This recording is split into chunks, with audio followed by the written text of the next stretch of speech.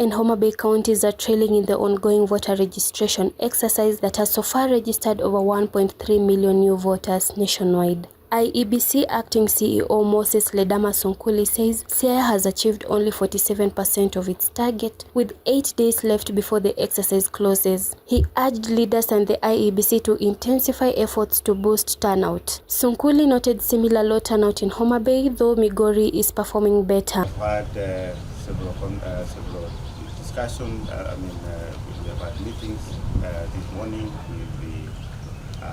with the leadership of the county, from the government side and from the IBC side, and especially from our side as the IBC. We are just looking at where we stand right now as Siaya, and we are not doing very well as a county in terms of the voter registration, new registration data, and we have sat today and agreed to re-strategize on how we are going to approach the last few days that are remaining.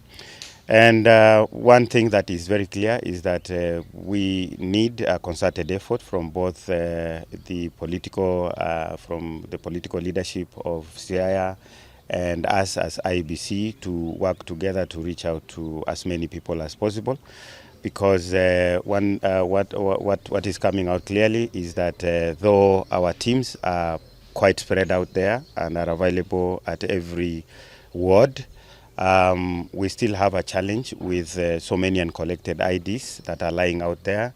Still have a challenge with people coming out to really participate, even those who have collected the IDs.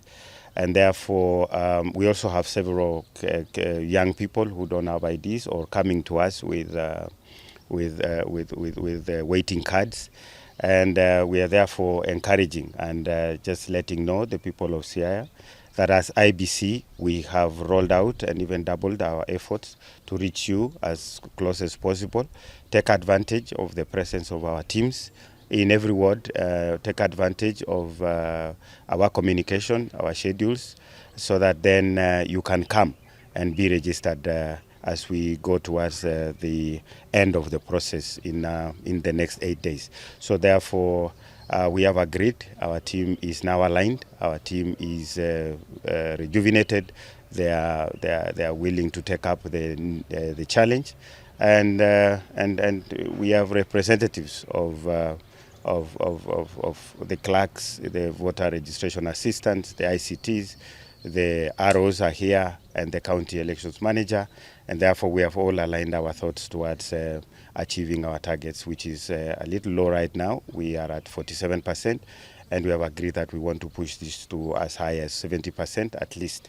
That is on the minimum, but we believe that if we cooperated with everybody, with all the players, all the stakeholders, we can actually achieve even 80–90%. The national figures are quite good, because as you must have seen right now, for the first time compared to the previous registration that we have had, we would be struggling come to this period, but you can realize that right now we are doing over 1.3 million Kenyans out there, and therefore there is some enthusiasm.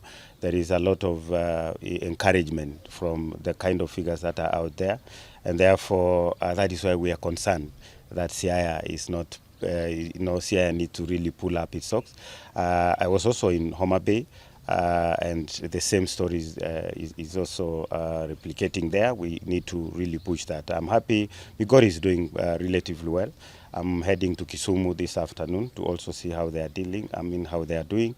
And therefore, but of concern was Siaya, and I believe that there is much that can be done if we worked together again going forward. He also raised concern over uncollected ID cards, saying many applicants have moved to towns like Nairobi without collecting them. He appealed to residents to collect their IDs in time to avoid missing out on registration. Just to add on that many of the IDs that are lying in our centers belong to people who are not around, people who are in Nairobi. Maybe we'll also encourage them to come and collect the IDs, because I'm told by my staff that some of the IDs that we find the owners are not around. The owners are in Nairobi or in the cities doing various works and various engagement. We also try to see how to encourage them. Ours is to encourage them to find time to come and collect their IDs and get registered.